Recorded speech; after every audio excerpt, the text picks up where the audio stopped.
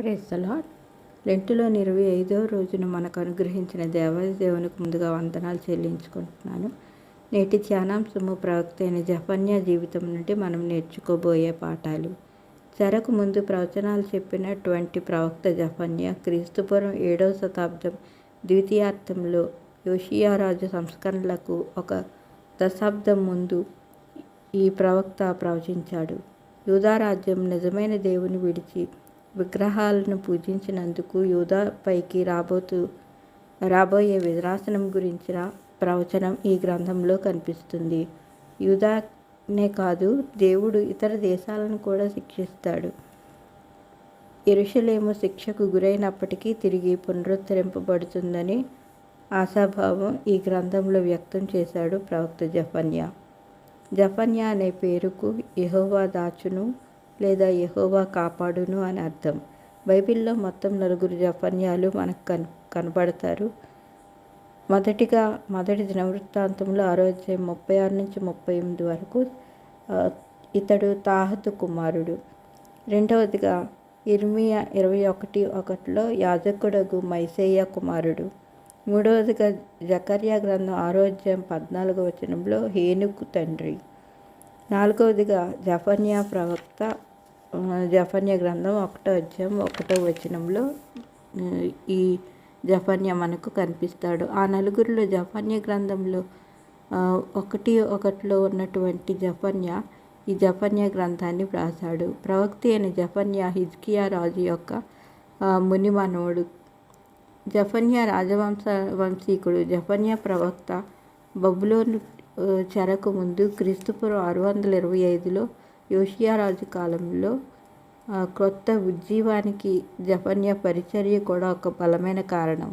ఈ విషయం 2వ దినవృత్తాంతంలో 34-35లో ఉంటుంది. జెఫన్యా ప్రవక్త యోషియా రాజు కాలంలో దేశంలో జరుగుతున్న విషయాలను రాజుకు తెలియచేయడం వలన, అలాగే ధర్మశాస్త్ర గ్రంథాన్ని చదవటం వలన జెఫన్యా చెప్పినటువంటి ప్రవచనాలను బట్టి యోషియా రాజు తన రాజ్యం అంతటా గొప్ప ఉజ్జీవాన్ని తీసుకుని వస్తాడు.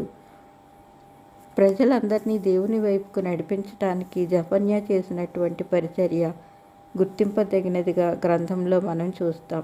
ఈ ప్రవక్త కేవలం యూదులకే కాదు, ఇశ్రాయేల్ దేశానికి దాని పొరుగు దేశాల యొక్క పతనం గురించి కూడా ప్రవచిస్తాడు.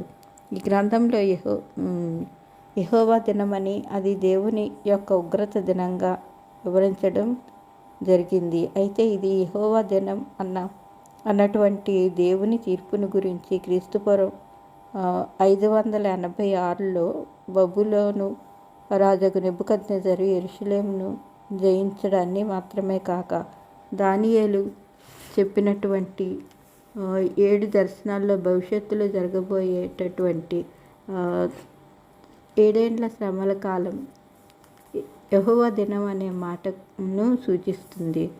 పాత నిబంధన ప్రవక్తలందరిలో యెహోవా దినం అనే మాటను ఎక్కువసార్లు ఇతడు వ్రాయడం మనం చూడవచ్చు. ఇలా వినటానికి భయంకరమైన ఉగ్రత దినాల్లో కూడా దేవుని ఆశ్రయించినటువంటి ప్రజలకు దేవుడు వారికి ఆశ్రయమై ఆదుకుంటాడని ఇతడి గ్రంథంలో తెలియజేశాడు.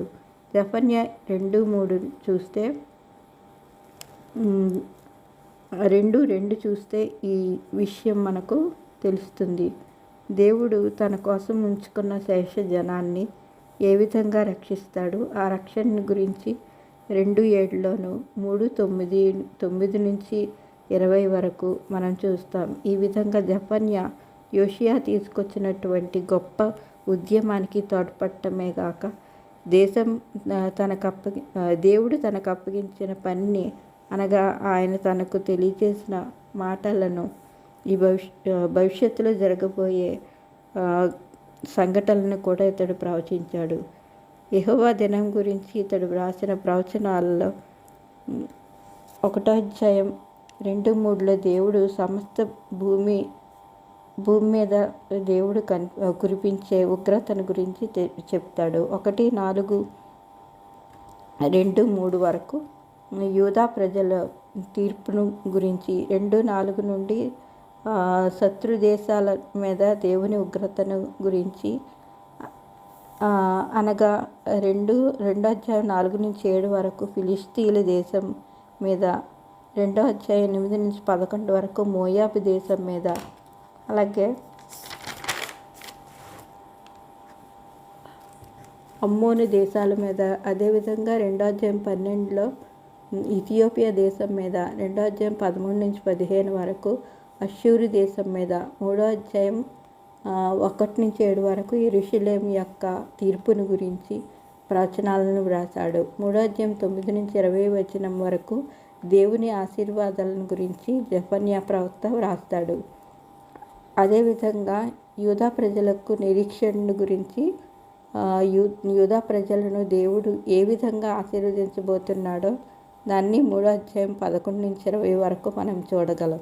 ఈ విధంగా జెఫన్యా యోషియా రాజు కాలంలో తన పరిచర్యను చేశాడు. దీనిలోని విభజనను క్లుప్తంగా మనం చూస్తే 3 భాగాలుగా ఇది విభజింపబడింది. 1వ అధ్యాయం 1-2వ అధ్యాయం 3 వచనాల వరకు యెహోవా తీర్పు దినం. రెండవదిగా చూస్తే 2వ అధ్యాయం 4-15 వరకు ఇశ్రాయేలు పొరుగు దేశాల పైకి వచ్చే వినాశనం. 3వ అధ్యాయం 1-20 వరకు చూస్తే యెరూషలేము వినాశనం మరియు విడుదల. ఈ విధంగా విభజించడం జరిగింది. జెఫన్యా తన పేరుకు తగినట్లుగా యెహోవా తన బిడ్డలను ఉగ్రత దినాలలో దాచునని, వారిని కాపాడుతాడని దేవుని వాక్కును మనకు తెలియజేశాడు. ప్రార్థించుకుందాం. దయగల దేవా, నీ యందు నమ్మిక ఉంచు వారిని నీ వెరుగుదువని, వారిని కాచి కాపాడుతావని జెఫన్యా ద్వారా తెలియజేసిన దేవా, నీ రాకడ కొరకు మేము ఏ విధంగా సిద్ధపడాలో అట్టి రీతిగా మమ్మల్ని తయారు చేయమని ప్రభువైన యేసుక్రీస్తు శ్రేష్టమైన నామంలో అడిగి వేడుకొంచున్నాం తండ్రి. Amen, amen, amen. Praise the lord.